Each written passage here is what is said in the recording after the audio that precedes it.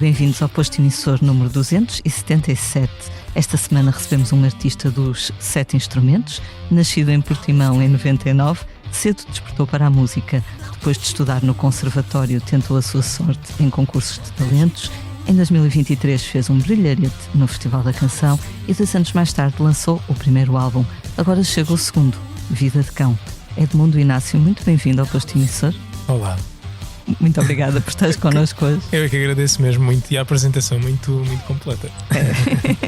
Tentamos.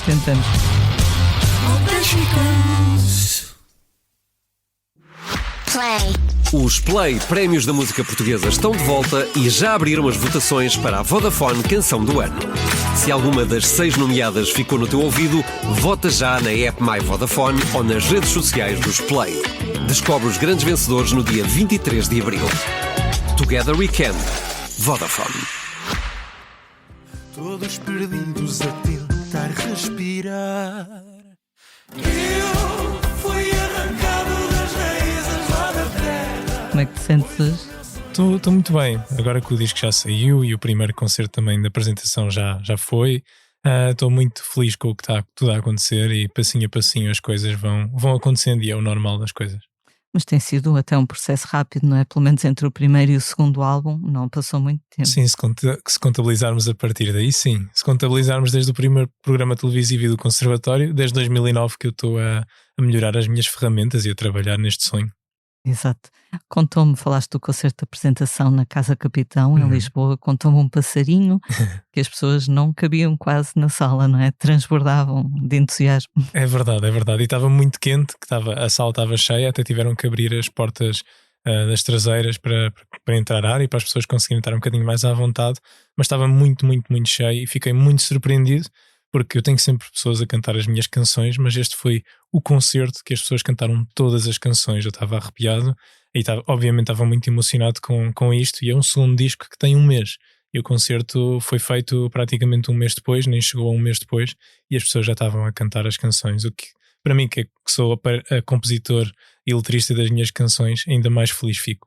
Pois, eu ia dizer, o disco saiu há pouco tempo, as Exato. pessoas aderiram a ele de forma muito rápida. Sim. E obviamente fiquei feliz, mas também fiquei surpreendido com o facto do disco ter tão pouco tempo.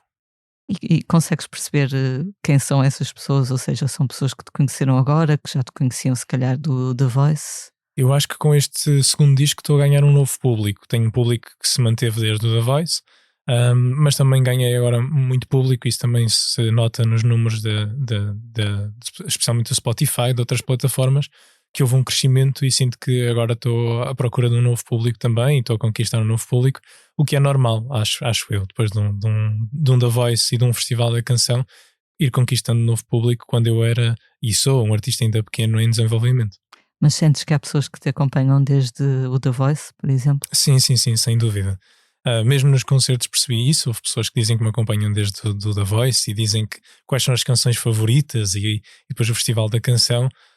Mas também tenho pessoas que começaram no Festival da Canção e agora mais recentemente com o disco, mas tenho muito público que me acompanha desde o The Voice e que apostava as fichas todas em mim, e dizem isso, que estavam à espera que este momento chegasse, e pronto, como eu digo, pouco a pouco as coisas vão se conquistando. Não ganhaste o The Voice, mas muitas vezes os concorrentes que não vencem acabam por chegar longe.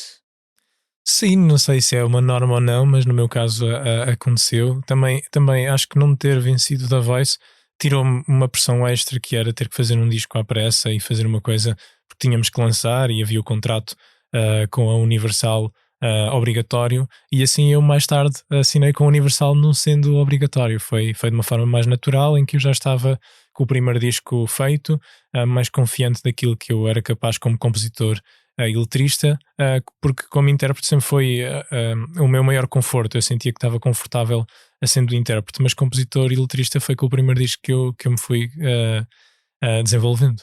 É engraçado porque tu antes já tinhas tentado, penso que quando tinhas 15 anos, participar também, não passaste daquela fase das provas cegas. Exato. E eu estava a ler outro dia uma notícia que a Rosalía também tentou participou num concurso do género em Espanha, e o júri disse, não vais passar, pronto. às Sim. vezes, e hoje em dia ela tem algum sucesso, não é? Sim, é verdade, mas também temos que ser realistas e olhar para o percurso dela, assim como o meu. Eu vi há pouco tempo essa prova, não é prova cega, porque é um outro formato, mas não é Rosalia de hoje, não, até a cantar não era muito afinada, havia muita fragilidade. Mas felizmente ela conseguiu manter o foco e continuar a trabalhar, e hoje tornou-se numa das maiores artistas mundiais, já saiu do seu país. E isso é impressionante, e eu acho que esse é o segredo muitas vezes para ser artista, é continuar a trabalhar e não desistir. Se nós acreditamos que há algo em nós, há essa capacidade, e depois temos que continuar a trabalhar todos os dias para melhorar essas habilidades que ainda não estão tão desenvolvidas. E eu sinto que foi o que me aconteceu também, não só pela primeira vez que participo no The Voice e não passo, assim como 2009, que eu tive num programa que era uma canção para ti, um programa infantil, e depois mais tarde tive noutros formatos também, e fui chamado para alguns castings de outros formatos também, e fiz outros castings e não passava das primeiras fases. Por isso tive que esperar ainda um bom tempo, e ainda vou esperar um bom tempo para chegar a metade dos objetivos que eu tenho. Nesse vídeo da Rosalia, de facto, como tu dizes, não é de toda a Rosalia de hoje, acho que mesmo a cara nem parece quase ela. Sim, E era não, novinha. e não estava muito afinada, mas acho que a coisa mais importante ali naquele vídeo é quando ela diz: tudo bem, mas eu tenho a certeza que vou ser artista. Uhum. Essa é uma convicção que também é preciso ter. Sim, é preciso ter essa convicção, mas também ser realista e não deixar que os pés levantem muito do chão. Acho que esse também é um segredo para quando se alcança o sucesso continuar a trabalhar. É porque sinto que alguns artistas que depois de atingirem o primeiro sucesso, aqueles números que não estavam à espera, depois podem-se perder um bocadinho se não estiverem preparados, com uma boa equipa, com a cabeça no sítio. Mas a Rosalia é um exemplo que acho que para todos os artistas neste momento devia ser um exemplo. É curioso também falares disso, porque eu estava a ver aqueles vídeos que se tornaram virais das versões que tu fazias no The Voice, de canções populares. Quando tu começas a ver aqueles números a crescer, isso é assustador. Pensar que, imagina, o equivalente a não sei quantos, o pessoal usa muito esta medida de grandeza, o equivalente a não sei quantos estádios de futebol estão ali a ver o teu vídeo. Mais ou menos, porque eu tento não pensar muito nisso. Eu, por exemplo, com o Não Vás ao Martonho, que foi a minha prova cega, já atingi há alguns meses 1 milhão de visualizações. Como hoje em dia números altos e baixos nas redes sociais é muito mais comum, eu não tento comparar o que é que seria, quantos estádios de futebol seriam, apesar de serem muitos estádios de futebol. Mas obviamente que isso, mais do que deixar alguma pressão, eu sinto que é uma motivação extra. Sinto que se as pessoas veem e continuam a comentar ainda nos dias de hoje, vão comentar no vídeo a dizer: eu sabia que isto ia acontecer e que agora estou a ouvir o teu segundo disco, e isso na realidade deixa-me muito mais motivado do que com alguns receios. Obviamente existe uma pequena pressão, mas eu fui aprendendo a não ter essa pressão, porque eu acho que essa pressão é que nos deixa um bocadinho sem saber o que fazer e querer agradar tudo e todos. E isso também acho que pode ser um erro, querer agradar tudo e todos. Acho que em primeiro lugar o artista tem que ficar contente com o seu trabalho, e depois sim, existe um público, mas primeiro o artista tem que gostar daquilo que está a lançar e a fazer. Para que tinhas alguns comentários de fora de Portugal, até do México. Saludos do México. É habitual receber assim mensagens do estrangeiro. Sim, é muito comum. Pronto, o Brasil acho que é o país fora de Portugal que é mais comum receber, talvez pela proximidade da língua, e isso também me impressiona muito, como é que eu chego a um público brasileiro que vive no Brasil e que encontrou a prova cega ou as minhas canções ao acaso. Mas e depois também existe muitos comentários, às vezes em francês, em espanhol. Espanhol também existe muitos comentários.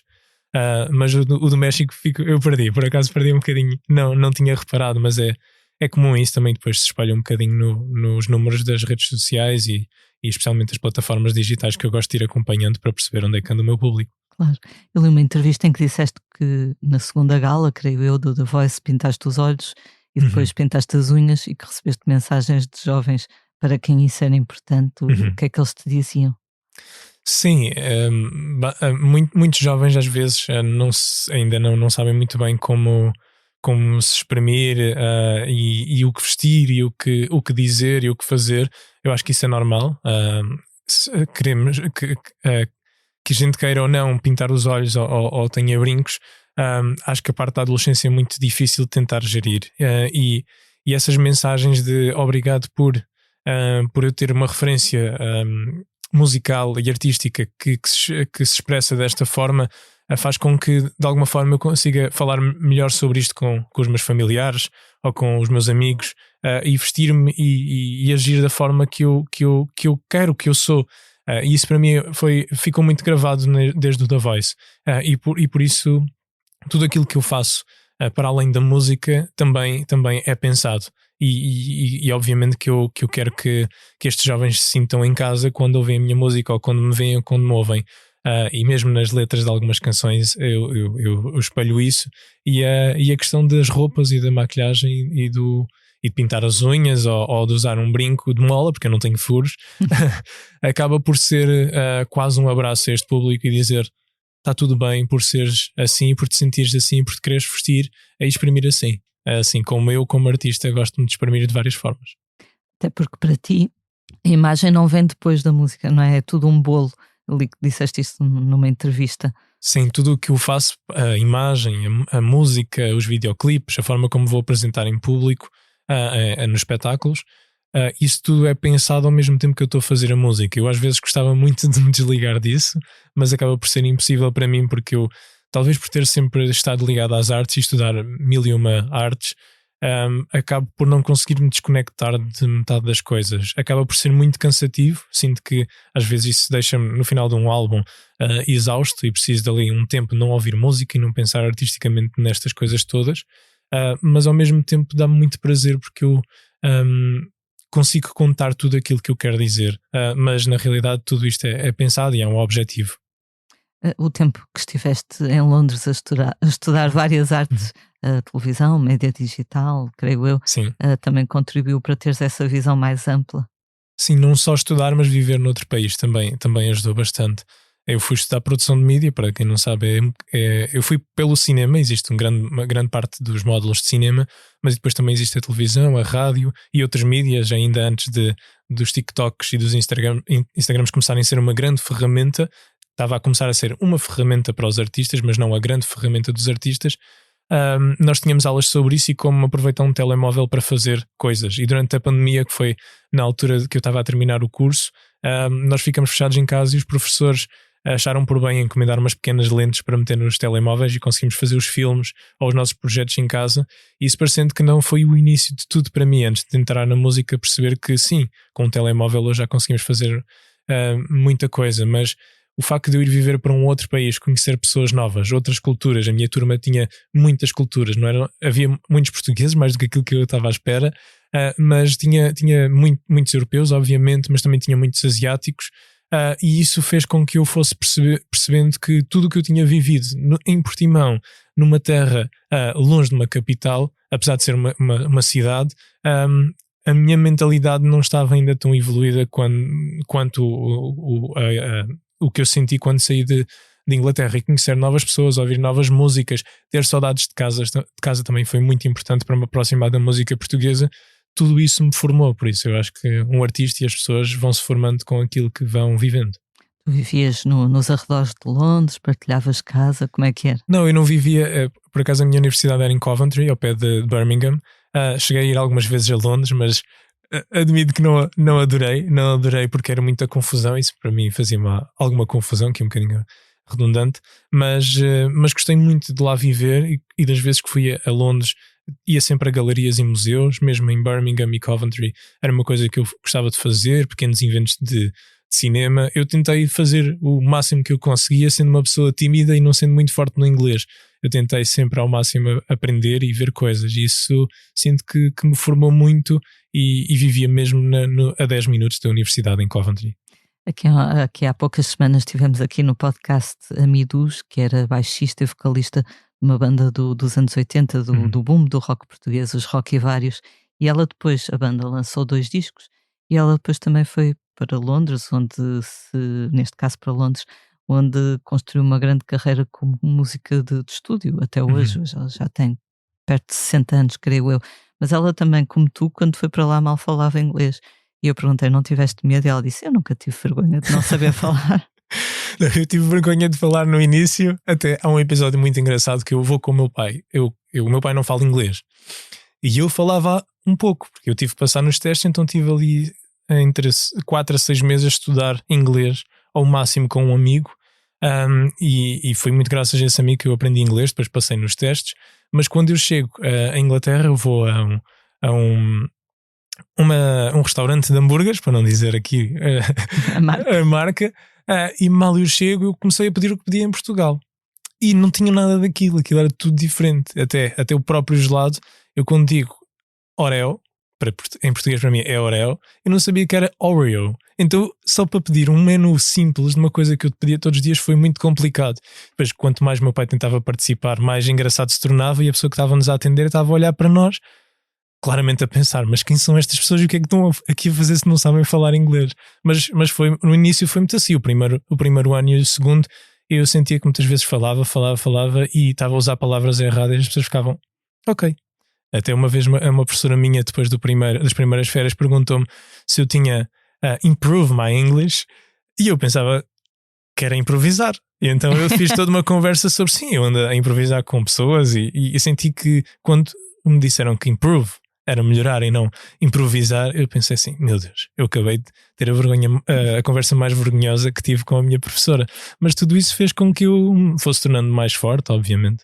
Primeira vez que fui a Londres também, eu e as minhas amigas perguntamos a um rapaz onde era Leicester Square, e o rapaz disse que não sabia, e nós, como é que ele não sabe? Se isto deve ser tipo o Rocio de lá, não é? Depois apontamos no mapa e ele, Leicester Square. E nós, ok. Nada como ir à Inglaterra para perceber que não sabemos falar inglês. Exato. Não é? Ainda por mais na zona, eu também onde cresci, onde estudei, é Birmingham, e aquilo tem muita influência irlandesa. Então é uma pronúncia tão estranha que mesmo pessoas que dominam o inglês que me foram visitar chegaram lá e disseram, eu senti que não percebia nada de inglês. Neste momento eu percebi, eu não sei nada de inglês, porque a pronúncia era tão diferente e tão enrolada, não sei, é um inglês muito, muito diferente, mas isso também me fez ter histórias engraçadas. Ficaste preparado para tudo. Fiquei. Vamos voltar então uns anos antes. Tu nasceste em Portimão. Uhum. Estava a ler que ainda eras pequenina, ainda nem sabias caminhar e já reagias muito à música, já Sim. Dançavas ao colo dos teus pais, dos teus avós. Lembras-te quais foram assim as primeiras canções que te chamaram a atenção, ou os artistas? Os artistas aí talvez é mais difícil. O que eu sei que eu era muito fã era do Batatinha. Tudo que era Batatuna, eu tinha um rádio da Batatuna e com um microfone, então levava sempre a cantar. Mais ou menos perto dos 2 anos foi quando eu já tenho registros de fotografias e vídeos com isso. Depois também dançava muito no colo especialmente do meu avô, que ele metia música e começava a dançar, e as minhas pernas esticavam ainda acho que nem um ano tinha, e então eu começava a reagir à música. Mas e depois primeiro comecei com muitos artistas portugueses. Eu sei que o primeiro artista que eu adicionei ao meu Spotify foi o Diogo Pissarra, e depois mais tarde virou a ser o meu mentor de The Voice, coincidências engraçadas, e nos 10 anos de carreira ele convidou-me para participar no disco dele. Por isso aquelas coincidências giras, e eu reparei nisso. Mas eu ouvia tudo o que era clássicos da música portuguesa, tudo o que se ouvia. Eu era muito fã também de Virgem Suta. Mais tarde consegui trabalhar com o Nuno Figueiredo neste disco e no final do último, que é um dos membros dos Virgem Suta. Por isso eu estou muito feliz, porque até agora todas as influências que eu tenho tido vão aparecendo no meu trabalho, ou vão falando. Mas ouvia um bocadinho de tudo, nada muito específico. Também ouvia muito música latina na adolescência, mas isso é normal, e música inglesa.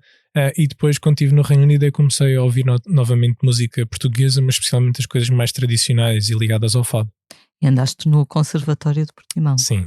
Com que idade é que entraste? Foi em 2009, foi quando eu fui para o 5º ano, acho que tinha entre 9 e 10 anos. Eu sou péssimo com datas, mas acho que tinha mais ou menos 10 anos, sim. E fui para o conservatório porque eu tinha um amigo que veio da Guarda e foi estudar. Entrou no final do 2º ano, acho eu, que é o meu amigo Francisco. E o Francisco tocava guitarra e cantava, e eu jogava futebol, mas eu sempre gostei muito de música. E ver que uma criança podia cantar e tocar guitarra deixou-me com aquele bichinho de, se calhar eu também vou experimentar a fazer música, a estudar música. E então depois no 3º ano, no 3º e 4º ano fui ganhando esse bichinho, e no 5º ano houve a possibilidade de entrar no ensino articulado do conservatório, que era um ensino em que misturava o que era o normal e tirava algumas disciplinas para termos tempo para a música. E depois não fui o único, entraram vários amigos, e continuei com esse amigo, ainda hoje falo com esse amigo, somos amigos.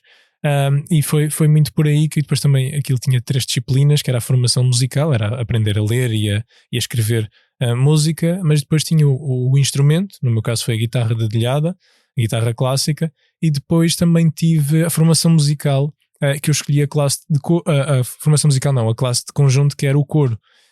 E foi aí que eu comecei a cantar. Então foi naquele momento que eu entrei no conservatório e inscrevi-me ao mesmo tempo no primeiro programa televisivo. Então tudo aquilo fez com que eu começasse na música. Esse programa foi o tal da TVI, uma canção Sim. para ti, que tu viste e achaste que querias participar. E os teus pais trouxeram-te a Lisboa, mas acharam que tu ias ter vergonha de Exato. subir ao palco. Exato, porque eu sempre fui muito tímido. Ainda hoje sou, mas eu fui aprendendo a lidar com o facto de ser mais tímido ou reservado. Mas os meus pais não queriam estragar o meu sonho e pensaram. Eles nunca me tinham ouvido mesmo a cantar. Ouviam a cantarolar quando eu estava no banho, mas não era uma coisa comum de eu chegar à frente deles, como algumas crianças, e esperem agora um bocadinho que eu vou-vos dar uma seca de não sei quantos minutos, vou aqui cantar músicas que vocês não querem ouvir, mas pronto, estão cansados do trabalho.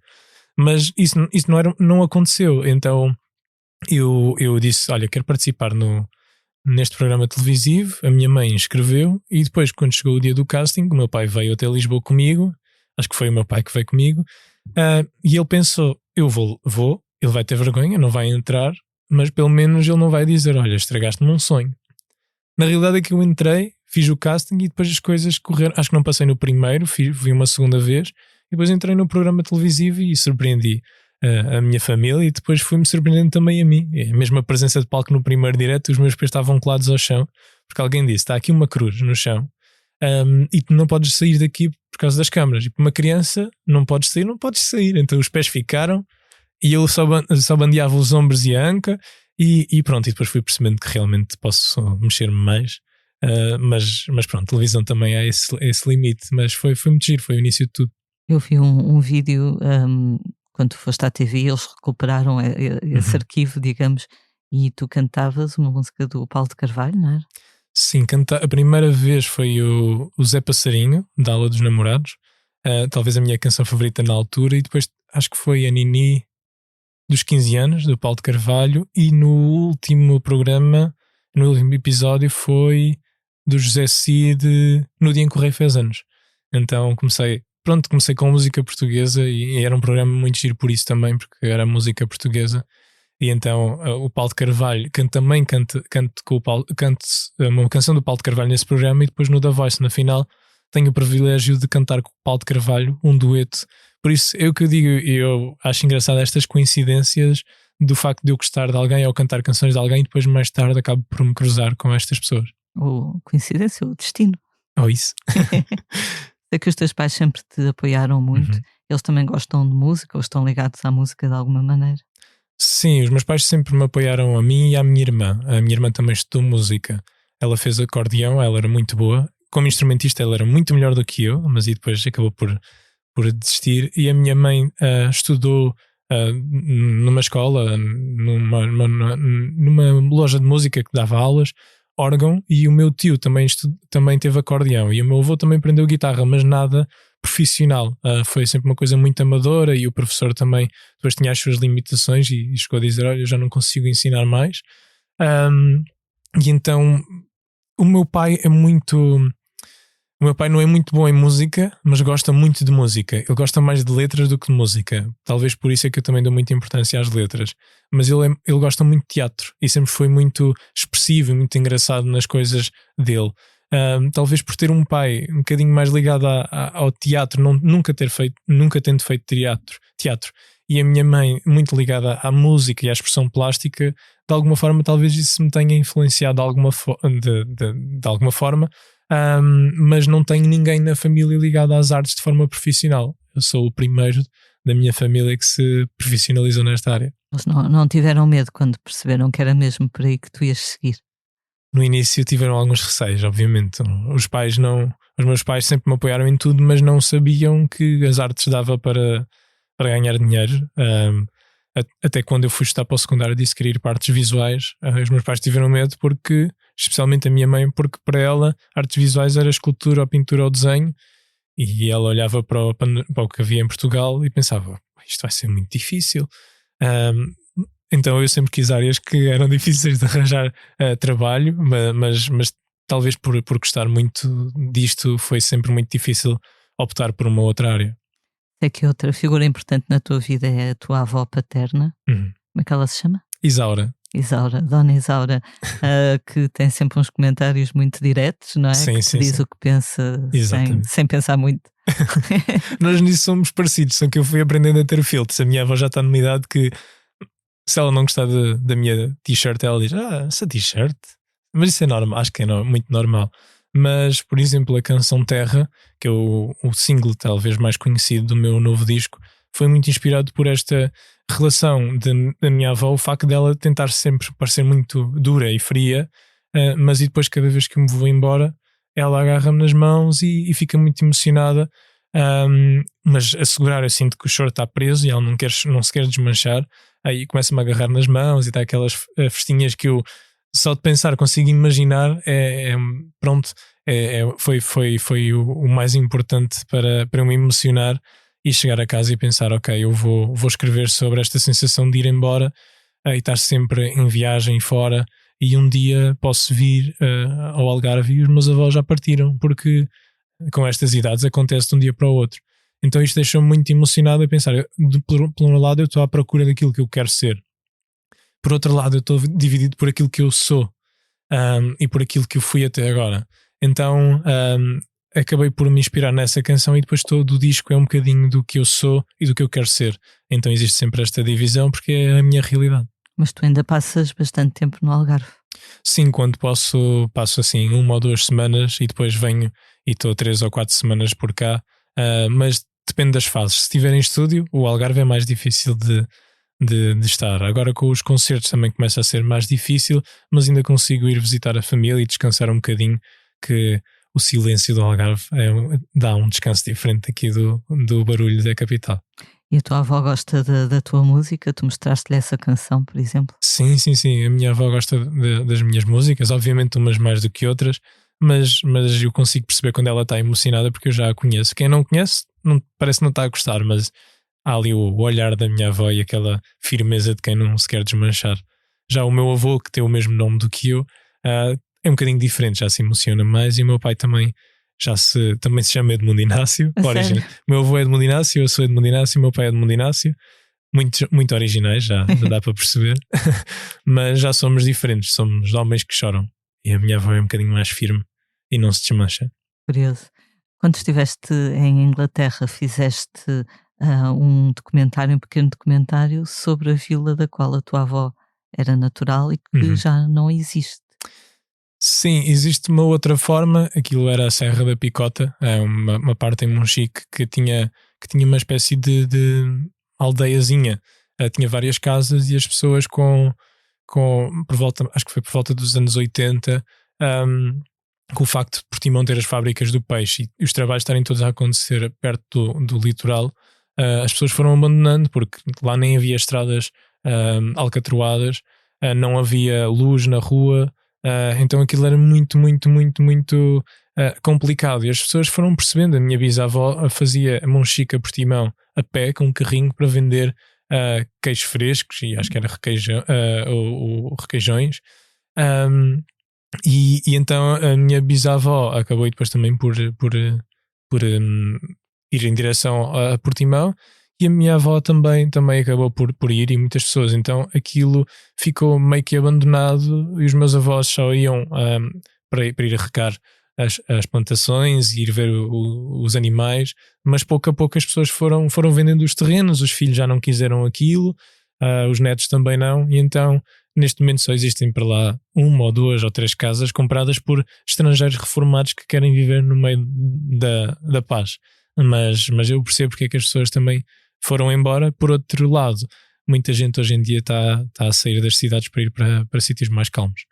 Li uma entrevista em que dizias que falar disto, não, por exemplo, não sendo uma canção política, acaba sempre por ter um significado político, porque falar da centralização, da desigualdade entre regiões é importante. É pena que isto aconteça num país tão pequeno, por exemplo, que uma pessoa no interior ou no Algarve sinta que tem que ir para Lisboa se quer alcançar certos objetivos. Sim, é triste porque, como eu estudei no Reino Unido, consegui perceber que havia artistas que não viviam em Londres e conseguiam ir ter a Londres ou outras grandes cidades para gravar e para fazer a sua vida. Temos exemplos como equipas de futebol que viajam em comboios.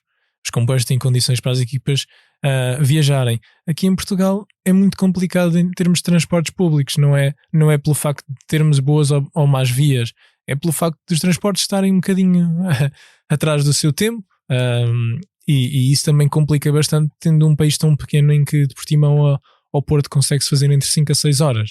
Isto não é comum em muitos países. Ainda por mais não somos um país de terceiro mundo, e nós temos algumas condições, mas e depois nesta questão de conseguirmos chegar aos sítios rápido e de uma forma segura é mais complicado. Por isso entristece-me um bocadinho e obviamente eu tento combater com o facto de ser do Algarve e ter que vir viver para o centro, mas também sei que numa fase em que eu estou de carreira é complicado dizer eu só quero fazer uma carreira no Sul, em que só gravo coisas no Sul e em que só faço a minha vida no Sul, e só saio para ir a televisões ou para ir a rádios ou para fazer concertos. Infelizmente temos os meios também todos no centro, ou em Lisboa ou no Porto, pouco mais. O que é que tu gostas mais no Algarve, além da tua família, claro? Quais são assim as coisas que te vêm à cabeça, as coisas boas, as primeiras que te vêm à cabeça? É o facto de estarmos tão perto do campo como do mar, e das cidades, termos acesso a tudo, e sinto que é muito mais saudável e feliz. Eu sou uma pessoa que não gosta muito de praia, talvez pela confusão do turismo. Então eu gosto muito da praia, por exemplo, de setembro até ali a maio. Maio já é o limite, porque já pessoas começam. E eu gosto muito do facto de eu poder ir à praia, ouvir o mar, sentir a areia e não ter o stress e ouvir o trânsito e ouvir esta confusão e muitos aviões a passar por cima, e parece que isto parecendo que não há sempre muita informação e parece que o corpo não descansa. Isso talvez é o que eu mais gosto. Depois não como carne, como peixe às vezes, mas a minha alimentação é vegetariana, mas gosto muito da comida no Algarve, o facto de termos sempre peixe fresco, ainda termos um bocadinho, conseguirmos ainda ter aquela magia de ir ao mercado. Não sei, eu cresci em Portimão, então tudo o que é o Algarve para mim é casa e é amor. Para além da família, existe esta vantagem de ir à Serra de Monchique ver o Algarve, estar na foia a ver o Algarve ao fim do dia e o pôr do sol, mas horas antes eu podia estar, ou minutos antes eu podia estar na praia, ou a seguir posso ainda ir à praia, ouvir música ao vivo ou passear com os amigos, e isso é uma coisa que não se tem em muitos sítios. Tu não comes carne por razões éticas, Sim. por princípio? Sim, principalmente por princípio. Eu tentei deixar de comer peixe também, mas sinto que às vezes com a estrada é muito complicado, e então é nestes momentos em que não há mais opções para mim que eu tenho que abrir exceção para não comer batatas com arroz ou grão salteado com legumes, mas a minha base de alimentação é praticamente vegetariana. De quando é que deixaste de comer carne? Cerca de, acho que foi 3 ou 4 anos, não tenho certeza, sou péssima a decorar datas, mas foi principalmente por ética, mas também tive uma ajuda pelo facto da minha namorada ser vegana, e então juntei o útil ao agradável, uma coisa que eu já tinha tentado várias vezes, e agora viver com uma pessoa vegana é mais fácil saber como comer. É que há uns anos entrevistei um músico escocês que é vegano, e ele disse, eu estive aí há 20 anos em Portugal, em Lisboa, eu fui comer a um restaurantezinho familiar e disse que não comia carne, nem peixe, nem ovos, né? Vegano, não é? E então que a senhora, aquela era familiar, a rapariga foi chamar a mãe e a mãe foi chamar a avó para olharem todos para ele, tipo, venham ver o homem. O homem que não come nada. O homem que não come nada. E eu disse, pronto, hoje em dia se voltar cá já é diferente. Já terá outras opções. Sim, ainda por mais agora com termos alguns imigrantes europeus a viver cá, isso foi-se tornando uma coisa mais comum. E já temos muitos restaurantes veganos e bons. Claro. Voltando aos tempos do The Voice, aquelas versões que tu fizeste de músicas da Ágata, do Tony Carreira, tiveram muito destaque. Tu, quando concorreste, já pensavas levá-las lá ou foi surgindo a ideia? Durante os castings eu fui, pela produção, de certo molde, eu fui meio que obrigado a levar português e inglês. Era uma coisa porque eles queriam ouvir noutro idioma, mas eu nunca fazia muita força para o inglês. Eu cantava sempre em português, depois se quisesse em inglês eu cantava. Acabei por acho que foi só na primeira fase que tive que cantar uma canção em inglês e depois eu disse, não, eu vou cantar só em português e isto, dê para onde der, eu só vou fazer, se eu entrar no The Voice, é do início ao fim a cantar em português. Mas eu foi no último casting antes da prova cega do The Voice que eu fiz o Não Vás ao Mortonho, e foi aí que eu cantei e senti que fiquei muito arrepiado, fiquei muito emocionado, e senti que aquilo era a minha verdade, era a música tradicional portuguesa em primeiro plano, misturada com aquilo que eu apresentei no The Voice, uma coisa mais dramática, mais cinematográfica, um bocadinho mais ligado ao fado, talvez, não sendo eu fadista, nunca tendo eu feito casas de fado nem sendo fadista, mas talvez pela influência de ter ouvido a Amália Rodrigues, senti essa necessidade de trazer esse drama. Mas e depois, quando eu faço a prova cega, percebi que os mentores ficaram mesmo impressionados com esta interpretação e todo o público também que estava a assistir se levantou e bateu palmas. Eu senti que aconteceu qualquer coisa que eu não estava à espera, porque eu tenho esta coisa, às vezes duvido mais daquilo que eu tenho as minhas dúvidas, obviamente, como todos, mas talvez por ter crescido tímido e tendo sido sempre mais inseguro, é uma coisa que eu fui habituando a combater. E então eu sentia que será que isto é uma boa escolha? E será que na próxima semana, se eu levar esta, também é uma boa escolha? E depois, cada gala que eu fazia, o público ia abraçando cada vez mais aquilo que eu estava a apresentar, e eu fiquei, sinto que estou no caminho certo. Então foi principalmente na prova cega que isso tudo mudou em mim, e depois eu meti na minha cabeça que era, em todas as galas eu vou tentar trazer música portuguesa, mas vou tentar ir buscar a sítios diferentes. Daí por isso é que também tive o Não Vás ao Martonho, mas depois também vou buscar Fernando Tordo e depois vou buscar também a Ágata, que também foi as pessoas adoraram e ainda hoje pedem para cantar, mas já saiu da minha setlist, obviamente. E também fiz uma versão de Tony Carreira, então pensei sempre, e depois no final António Variações, então tentei sempre pouco a pouco ir buscar um bocadinho do que era a música portuguesa, do que aquilo que eu sinto que pode ser a música portuguesa, porque a música portuguesa não é só o fado, nem a música tradicional portuguesa. Então foi muito graças ao The Voice que eu me encontrei como músico. Estava a ver nos comentários da tua versão da Ágata alguém estrangeiro que não sei de que nacionalidade era, que não dizia, mas escrevia em inglês: não percebo uma única palavra, mas adoro esta música, estou sempre a ouvir. Acho que foi muito por isso que eu me fui apaixonando pelo meu percurso no The Voice, e quando fiz especialmente a Ágata, eu tive algum receio por aquilo que eu estava-me a apresentar, e por depois trazer a Ágata pensei, será que o público vai gostar? Será que o público vai perceber o porquê de eu trazer a Ágata e Uma Comunhão de Bens, uma canção tem uma letra interessante, mas não é Ari dos Santos. Mas depois o público abraçou de tal forma que mesmo estes comentários em inglês eu percebi que mais do que a letra, a intenção, a minha interpretação era o que prevalecia. Então talvez esse drama, esse 1% ou 10% de fado que corre nas minhas veias, foi aparecendo, e depois no primeiro disco também apareceu muito, e no segundo também foi aparecendo pouco a pouco. Então eu sinto que são uma mistura disso tudo. Mas também hoje em dia já há aqueles projetos, por exemplo, Deixem o Pimba em Paz, que mostram que todas as canções têm direito à sua dignidade. É um projeto que eu adoro, nunca consegui ver ao vivo, mas adoro. Também sou muito fã do Bruno Nogueira, e talvez pelo cinema isso, eu tenho uma curta-metragem guardada na gaveta, que o Bruno Nogueira era o protagonista. Não sei se isso um dia vai acontecer ou não, porque o Bruno Nogueira é o Bruno Nogueira, e pronto, não sei como é que isso acontecerá um dia, mas é um projeto muito interessante que eu nunca vi ao vivo, e obviamente também ando sempre a ver quando é que é um concerto perto para ir ver. Tens algum realizador favorito? Tenho vários por várias razões. O Wes Anderson pela estética, mas e depois também o Pedro Almodóvar pela estética e pela sua forma de contar histórias. O Tarantino era um realizador que eu não apreciava muito, mas aprendi a apreciar, e hoje é um dos meus também realizadores favoritos. Não sei, há tantos. Eu agora não me lembro do nome de metade deles dos que eu adoro, porque a minha cabeça é péssima. Mas eu gosto, tanto como na música como no cinema, eu gosto de tudo um pouco. E isso também eu sinto que me enriquece. Eu, infelizmente, tenho pena de não ter tempo para ver mais cinema e séries neste momento. Quando ficaste em segundo lugar no Festival da Canção, deixaste muitas pessoas, enfim, tristes com. Muitas pessoas ficaram tristes com o desfecho e ainda hoje dizem que devias ter sido tu a representar Portugal na Eurovisão. Pensas um dia voltar a concorrer?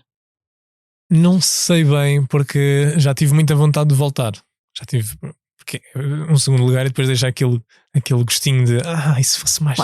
Quase. Mas depois eu também penso assim, e se eu acho que vou-me apresentar melhor do que me apresentei no ano da festa, e a canção não resulta tão bem, ou foi uma má escolha. Estou aqui a estragar uma coisa que correu tão bem. Por isso este segundo lugar é que me deixa um bocadinho sem saber muito bem se um dia gostava ou não gostava de voltar. Eu gosto muito da ideia de me apresentar e dar tudo e ter uma coisa muito televisiva e pensar em ter dança e ter música e ter teatro, tudo muito junto em 3 minutos. Mas ao mesmo tempo não sei muito bem. Mas não vou negar, acho que um dia vai chegar à altura de eu voltar. Não sei se é daqui a 1, 2 anos ou se é daqui a 10 ou 20. Este ano estiveste no Festival da Canção com uma atuação muito bonita. Obrigado. Mais uma vez, que prova aquilo que vens dizendo, não é? Que a música, a dança, o visual estão todos no mesmo bolo. Tu demoras muito tempo a pensar numa atuação como esta no festival, por exemplo? Esta aqui não tive muito tempo a pensar, mas eu normalmente gosto de ir pensando. Eu sou perfeccionista, mas também fui percebendo que não posso ser perfeccionista e querer fazer tudo, então fui confiando. E acontece muito na Menina, e neste último disco também eu tive muitas pessoas envolvidas. Mas aqui a Menina eu tive a ajuda do Renato, a coreógrafo, agora que queria dizer o segundo nome, mas não me recordo, mas o Renato sabe que eu estou a falar dele e que gosto muito dele. Mas eu tinha algumas ideias do que queria fazer na atuação. Mesmo quando eu recebo o telefonema do Nuno Galpim e diz: queres interpretar a Menina do Alto da Serra, da Tonicha? Eu disse logo, sim. Nem pensei 2 vezes e imaginei muito o que é que queria. Sabia que era um início muito cinematográfico, pensei no canto lírico, mas foi uma coisa até à última, será que entra este ad-lib no início ou não? Mas e depois eu tive logo uma imagem do que eu queria, e como eu já conhecia tão bem a canção, sabia mais ou menos o que é que eu queria apresentar musicalmente. E depois na atuação foi tudo criado em simultâneo. Há certos impactos de percussões que aparecem que são pensadas para isto vai ser para as bailarinas reagirem, para eu reagir.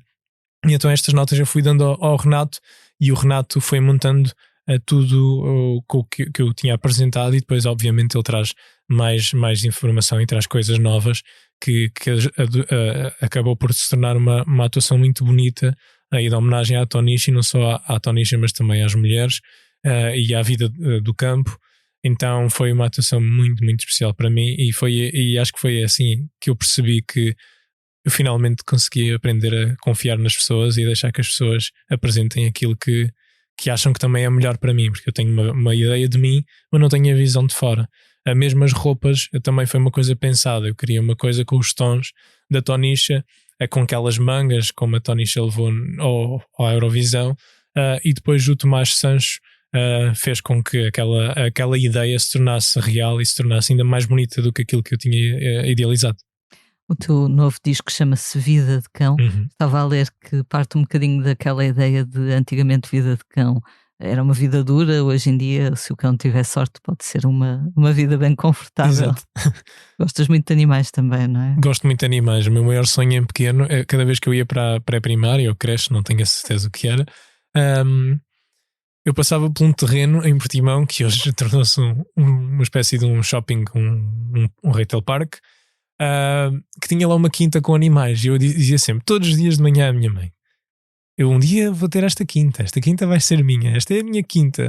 E depois, quando construíram, foi um desgosto que me deram em criança tão grande. Mas eu sempre gostei muito de animais. Eu tenho uma caixa para aí de 1 metro por 1,5 metros, e talvez ali 80 centímetros de altura, assim, uma caixa grande de plástico, cheia daqueles animais miniatura realistas que eu adorava. Eu passava muito tempo a brincar sozinho, então animais era uma coisa. Eu estava sempre a ver o National Geographic com o meu avô, a vida selvagem era uma coisa, eu desenhava animais, eu estava sempre a desenhar animais, então era os animais e a música, era sempre isto.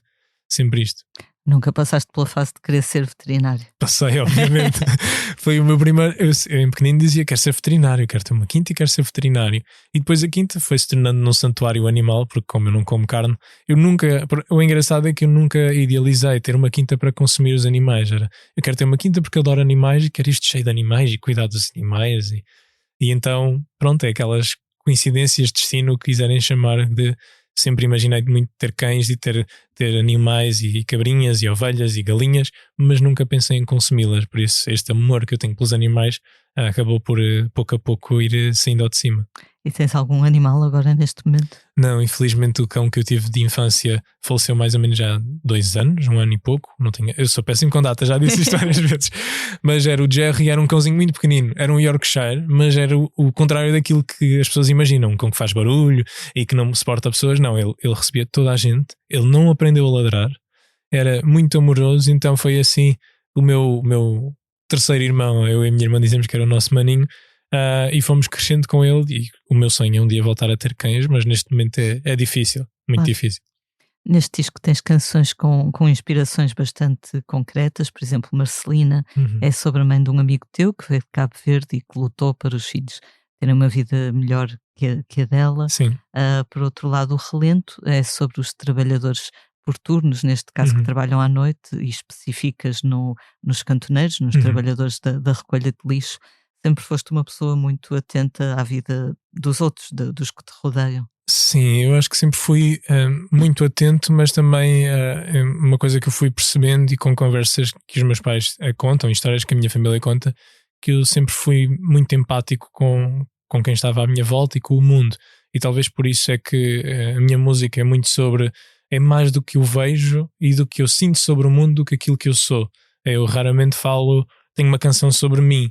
Aprendi mais a fazer isso neste segundo disco, mas na realidade eu estou sempre muito, muito atento. E a Marcelina acaba por entrar aqui porque eu queria falar sobre imigração e queria falar sobre racismo há muito tempo. Mas quando me deu o clique do nome Marcelina, eu achei um nome interessantíssimo para uma canção. E conhecer a senhora e conhecer a história da senhora, pensei, eu vou contar esta história sobre a Marcelina. Obviamente vou misturar aqui um bocadinho de referências de outras pessoas, mas isto vai ser a história da Marcelina. E então acaba por ser aqui de uma forma discreta. Eu não estou a dizer que há racismo, mas eu demonstro nesta canção que o facto de ser uma pessoa que é imigrante, vir de um outro, obviamente vir de um outro país com uma cultura muito diferente e com uma cor de pele diferente, traz questões e traz dificuldades. E o facto dela perceber que eu estou a fazer melhor do que aquilo que eu consigo, mas os meus filhos vão conseguir fazer ainda melhor. Eu estou a ensinar aos meus filhos, eu estou a quebrar uma rotina, estou a quebrar um vício da sociedade.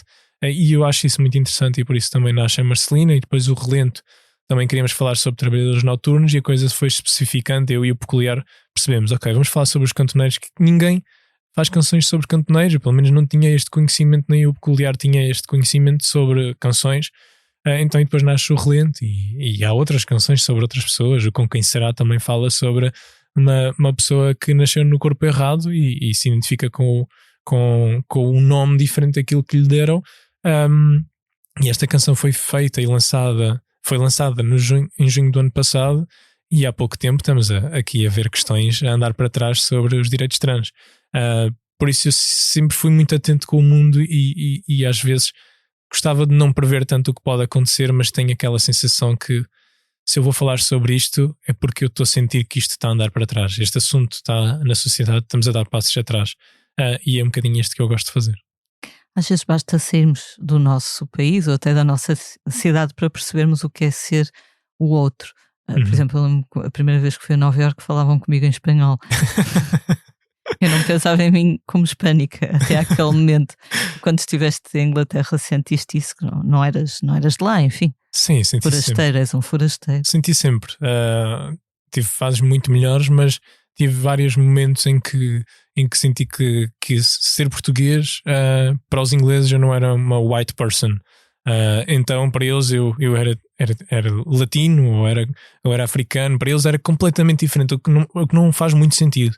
Sendo eu português e europeu, obviamente os portugueses são mais morenos e temos uma mistura de culturas diferentes, mas sinto que nós temos muita coisa em comum, mais do que aquilo que a gente às vezes pensa.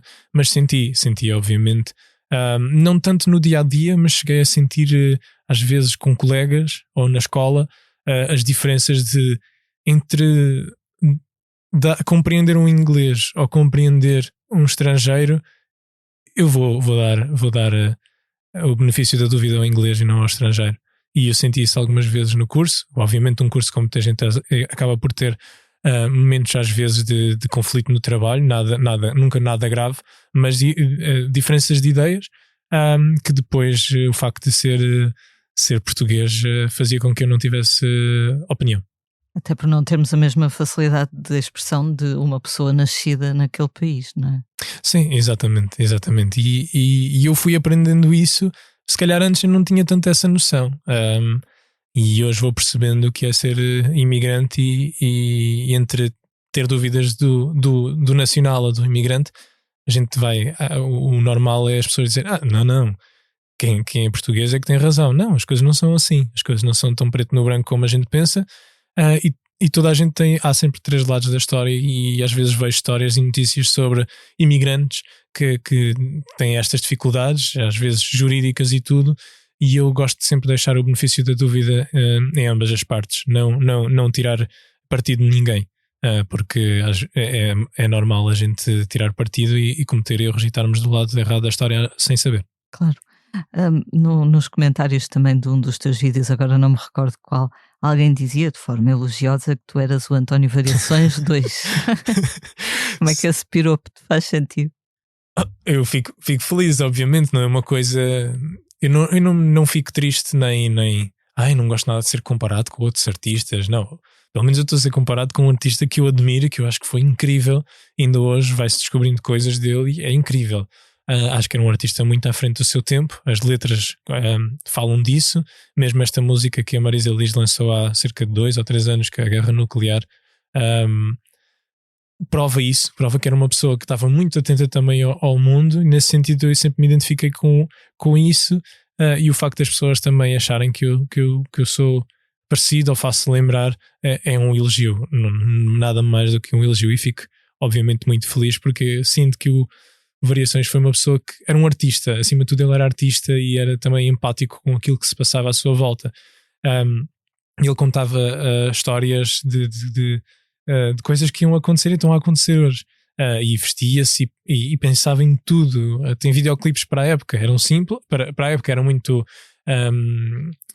elaborados, mas hoje nós olhamos e pensamos que é simples, mas aquilo para mim é ouro.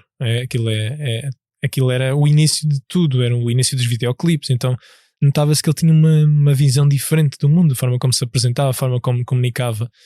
Então, obviamente, ser comparado com António Variações é um elogio.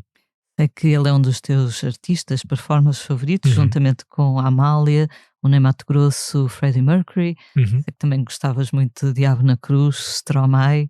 É aqui uma caldeirada, não é? Uma boa mistura de tudo aquilo que eu sou, mas por várias razões. O António Variações, pelo facto de ele ter pegado nas canções tradicionais ou na música popular portuguesa e ter tornado para a época uma coisa cool.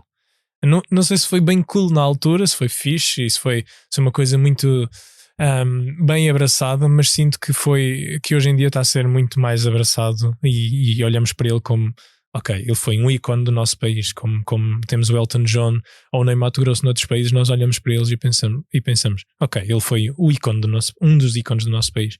A Amália Rodrigues, pela verdade e pela aquela voz sem fim, que eu acho que a Sara Correia também traz essa magia, não sei explicar. Eu fui ver o concerto dela e fiquei arrepiado, e tudo o que ela canta, aquilo arrepia-me de uma forma diferente, e existe verdade nisso, no fado também. E depois o Stromae, talvez por ser um artista mais tímido e ver um bocadinho de tudo. Ele pensa no LED wall, pensa nos videoclipes, ele tem formação parecida à minha, tornou-se numa língua não tão comum, que é a língua francesa, tornar-se um artista internacional. Numa época em que a música francesa já não era uma coisa tão internacional, já não tínhamos Charles Aznavour, por exemplo, ou Edith Piaf. E depois o Freddie Mercury, obviamente, com os Queen, que aquilo eram obras-primas, todas aquelas canções. A voz dele também é uma voz sem fim, e eu aprecio imenso, não só a voz, mas a forma como ele se comportava em palco.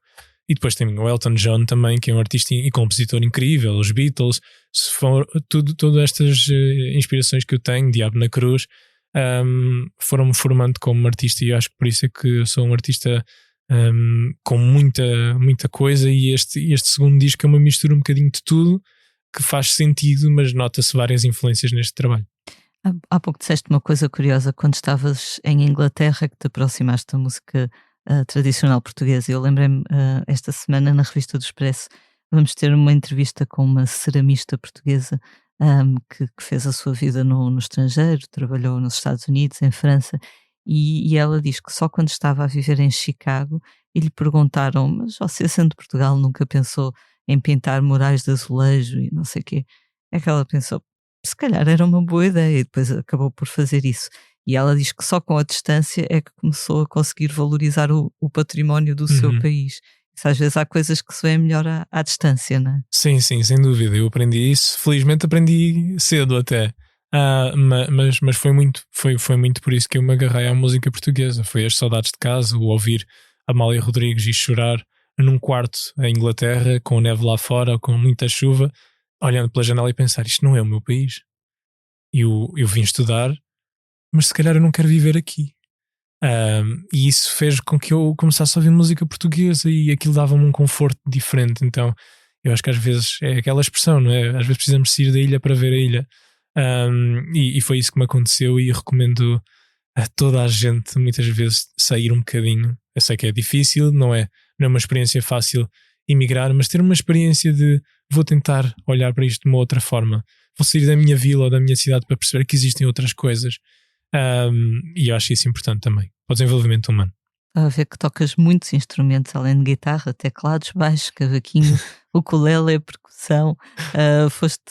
Algumas coisas aprendeste no conservatório, mas imagino que o resto foi por ti. Sim, eu só aprendi guitarra no conservatório e era dedilhada. Eu não podia tocar guitarra elétrica no conservatório, nem fazer outras coisas mais fora do que era música clássica.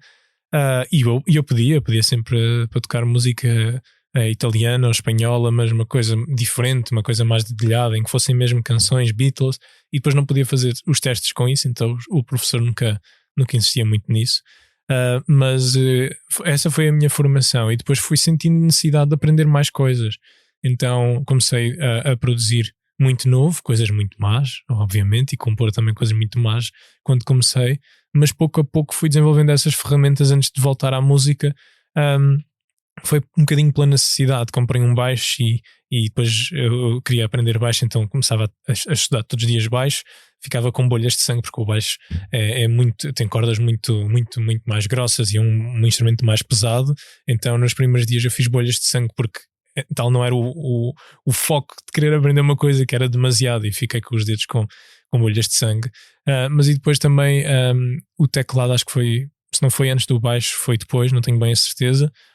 E fui aprendendo teclado pela necessidade de querer fazer coisas, e na universidade compunha as próprias músicas dos filmes, porque depois era algum dinheiro que se poupava e de investimentos que fazíamos. Então tudo isto foi um bocadinho pela necessidade, e eu hoje em dia sinto que sou viciado em gastar o meu orçamento em instrumentos musicais, mas isto também me enriquece muito enquanto compositor e especialmente como produtor. O cavaquinho é um dos instrumentos mais recentes, mas talvez do que eu mais me apliquei também. O teclado eu senti que o teclado foi muito autodidata do piano, e hoje em dia já tenho a coragem de me apresentar ao vivo com o meu novo piano / teclado.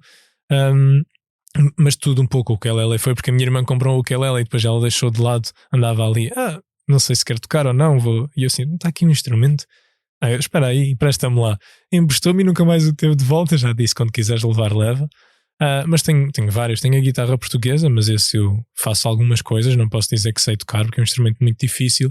Tenho um alaúde também que eu fiz algumas coisas, mas esse ainda é mais difícil porque é um instrumento árabe e sem os trastes comuns de uma guitarra, em que tem as notas certinhas. Aquilo tem que ser um ouvido e uma experiência completamente diferente. Mas talvez assim um instrumento que eu quero comprar fora daquilo que eu tenho é o acordeão. Sinto que Eu ia perguntar se nunca tinhas pegado no acordeão da tua irmã. na altura toquei pouco, mas eram de botões, e eu como não sei tocar com botões e sinto que obviamente é diferente, é uma experiência diferente tocar com botões do lado direito e do lado esquerdo, mas eu gostava de comprar com teclado, porque como já sei tocar o piano, já poupo aqui algumas horas de estudo. Mas é um instrumento que eu gostava. Agora, eu tenho um russo que o meu avô trouxe quando foi à União Soviética, na altura que era a União Soviética, e então era para o meu pai, lá ficou em casa perdido, e eu disse, olha, vou levar, mas infelizmente ele não funciona muito bem, então está à disposição. É assim um acordeão verde que aparece às vezes nos meus vídeos quando estou no estúdio. Mas serve ao menos para isso, não é? Serve para isso, sim. Fotogénico. É bonito, é bonito. No início da nossa conversa disseste que desde que foste ao primeiro concurso até hoje já se passou muito tempo, e entre hoje e tu conseguires alcançar os teus objetivos também se há de passar algum tempo. Queres só partilhar um ou dois desses teus objetivos? Sim, os mais óbvios ou os menos óbvios. O que tu preferires. Eu vou dividir isto por duas formas. Eu acho que para além do profissional também existe o pessoal. Obviamente eu gostava de comprar a minha casa e começar a constituir a minha família, sejam 3, 4 cães e uma criança, ou sejam só cães, ou seja criança, mas gostava muito de ter a minha vida própria, sentir que ok, eu já estou quase com 27 anos, mas ainda não me considero bem um adulto porque ainda não consegui ter uma vida de adulto. Hoje cada vez está mais difícil e os adultos já deviam ser só a partir dos 30. Mas esse é o principal objetivo pessoal, é ter a minha casa com o meu estúdio em casa. Não precisa de ser muito grande, precisa de ser um espaço de trabalho onde eu sou feliz. Mas a nível profissional, obviamente eu quero pisar palcos muito grandes. O meu Arena acho que é um deles, mas antes disso tenho que passar por outros. Mas é conquistar cada vez mais público, que o público se identifique muito com aquilo que eu faço, que compreenda a minha arte, não como o António Variações, que foi muito mais apreciado depois de vida do que em vida. Se isso acontecer, pronto, os herdeiros ficarão mais felizes que eu. mas eu gostava que isso acontecesse de uma forma natural. As coisas estão a acontecer de forma natural, e o meu objetivo obviamente é pelo menos fazer 10 discos durante a minha carreira, tudo discos especiais. Não quero fazer discos para encher prateleiras e para encher a minha discografia, para isso não vou lançar. E depois dessa fase de conseguir conquistar o público nacionalmente, gostava de me internacionalizar. Não diria ser uma estrela pop como a Madonna, porque isso é muito difícil, ou Rosalia, mas gostava pelo menos de levar a música portuguesa para um outro universo, para um outro nível, e que não seja só o fado. Obviamente o fado é uma canção mais sentida, e eu percebo porque é que o público adora. Eu sou amante de fado, adoro o fado, mas gostava que outros géneros na nossa língua também conseguissem alcançar um público diferente.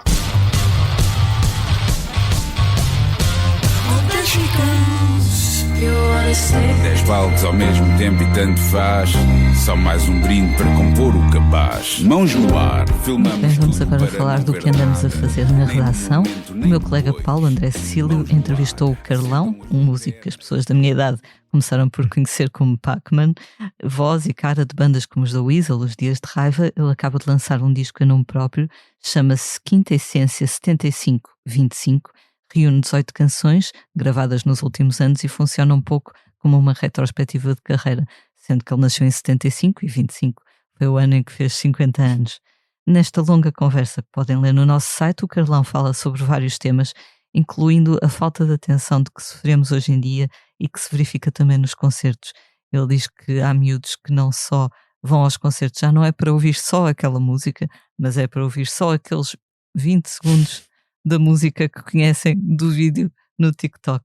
Então ele tem uma canção chamada 10 Palcos, em que ele fala como se estivesse num festival de verão e diz a expressão: filmamos tudo para não ver nada, nem no momento, nem depois.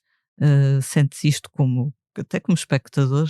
Sim, sinto mais como espectador, não como intérprete, porque também não estou tão atento, mas sim, é uma coisa comum as pessoas filmarem e viverem aquele momento. Não é que não chegam a viver aquele momento na realidade. Filma-se, e é o que ele diz, e depois nem metem um story, nem veem, é só para fui ver e olha, fui ver este artista. Gostava muito que o público cada vez mais pode tirar o telefone uma vez, mas veja espetáculos como eu vejo. Eu tenho um telefone com uma boa câmera e um bom gravador e eu às vezes não dou a utilidade que devia. A minha galeria basicamente coisas de trabalho para não me perder, mas eu quando vou ver um concerto eu vejo o concerto. A única vez que pego no telemóvel é para tirar notas. Um bocadinho eu não consigo me desligar da profissão e eu achei este momento interessante, ou esta luz. Tenho muitas fotos de luz para mandar o meu técnico de luz a dizer, olha esta ideia não é nada má. Mas sinto que sim, o foco cada vez está menos na música e está mais no digital. Vamos fazer uma música agora, pensar em 15 segundos para o TikTok e ver se isto vira trend. Se a música não tiver, já não é o refrão, é os 15 segundos de TikTok. Por isso, pronto, os artistas têm que combater um bocadinho isto que está a acontecer. Qual foi o último concerto que foste ver e que te impressionou? Já há muito tempo que não vejo concertos e a minha memória é péssima.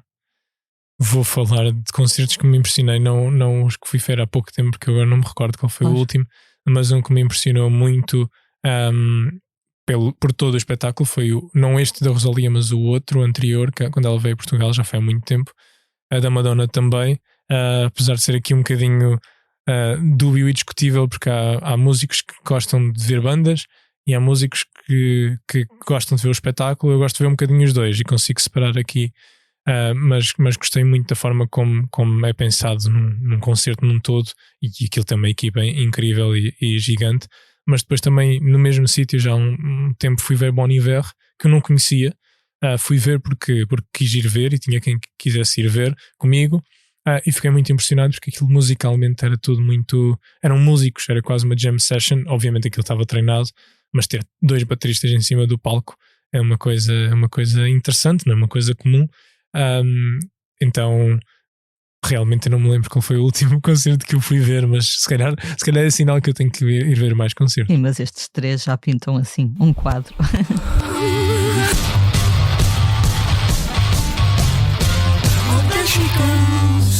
Nas rimas do meu estilo, tempo, tempo, tempo, tempo.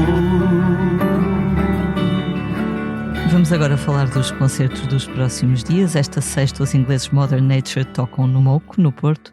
Também esta sexta António Zambujo dá o segundo de 2 concertos no Coliseu de Lisboa, em apresentação do novo disco, Oração ao Tempo.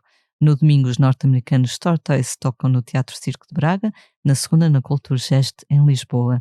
Ainda no domingo há concerto de Mão Verde, o projeto infanto-juvenil da Capicua, na Casa da Música no Porto, e o norte-americano Neo apresenta-se na Meo Arena em Lisboa. Ainda na próxima semana, Tom Smith, vocalista dos ingleses Editors, toca a solo no Maria Matos, em Lisboa.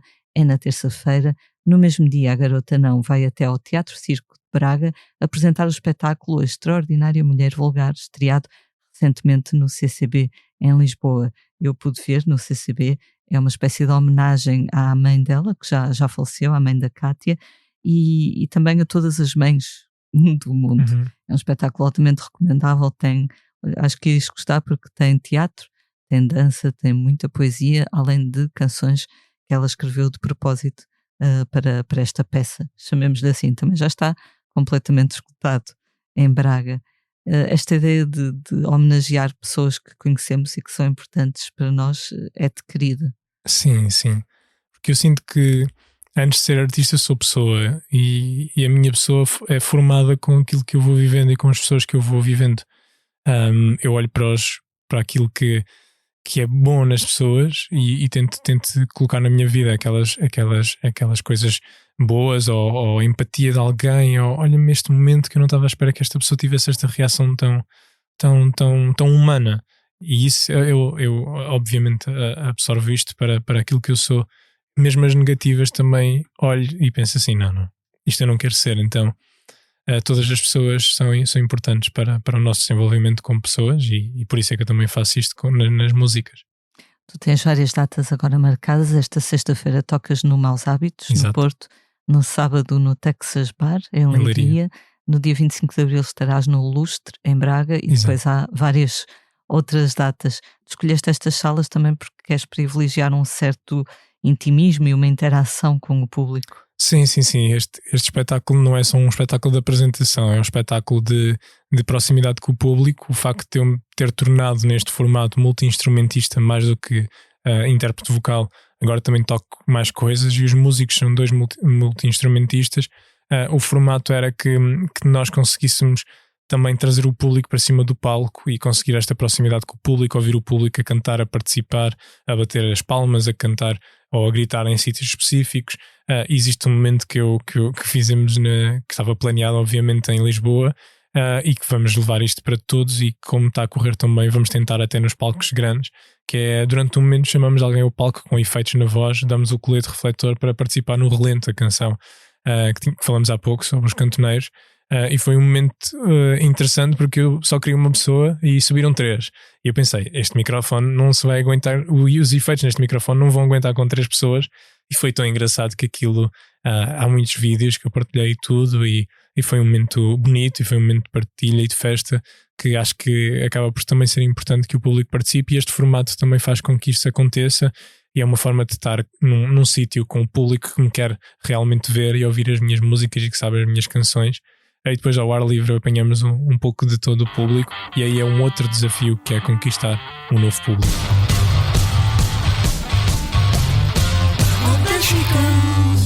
A carta chegou e o sonho adiou. Chegamos assim ao final de mais um Posto Emissor. Edmundo Inácio, muito obrigada. Obrigado, eu. Espero ter-te cá mais vezes. Eu também gostei muito desta conversa. Eu sou a Lia Pereira. Os temas de abertura e conclusão são de Legendary Tigerman. A edição multimédia estará a cargo de Salomé Rita. Como é hábito, vamos finalizar com uma leitura. Edmundo, o que nos trouxeste? Trouxe a última canção do meu disco, chamada Carta, talvez uma das letras mais especiais do meu disco, e talvez a que conta uma parte da minha história e aquilo que vivemos nos dias de hoje. Então vou tentar desvincular-me daquilo que é a interpretação cantiga para tentar ler desta forma. A nossa vida outra vez em caixas, enfiada em 2 carros diferentes. A estrada nunca é como tu achas, às vezes leva para caminhos divergentes. Voltei para a casa dos meus pais, a vida lá venceu mais uma vez. Ao sul desci e tu de mim mais além, choramos por aquilo que nos desfez.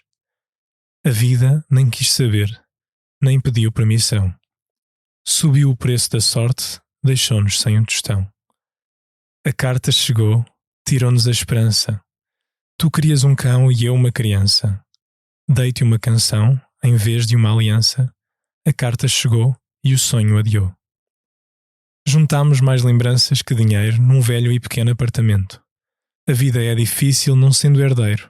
Não fui a tempo de pagar com o meu talento. Dançámos tanta valsa ao nosso jeito e tão bonita tu desajeitada. Maldito o contrato imperfeito, esconder que a felicidade era alugada. E a vida nem quis saber, nem pediu permissão. Subiu o preço da sorte e deixou-nos sem um tostão. A carta chegou, tirou-nos a esperança. Tu querias um cão e eu uma criança. Dei-te uma canção em vez de uma aliança. A carta chegou e o sonho adiou. Venha a carta que vier, que resposta pronta já vou ter. Doa a quem doer, serás sempre a minha mulher. Who had a boy that thought he was her private toy. She had a way to get things done. Oh, there she goes. Play. Os Play Prémios da Música Portuguesa estão de volta e já abriram as votações para a Vodafone Canção do Ano. Se alguma das 6 nomeadas ficou no teu ouvido, vota já na app My Vodafone ou nas redes sociais dos Play. Descobre os grandes vencedores no dia 23 de abril. Together We Can. Vodafone.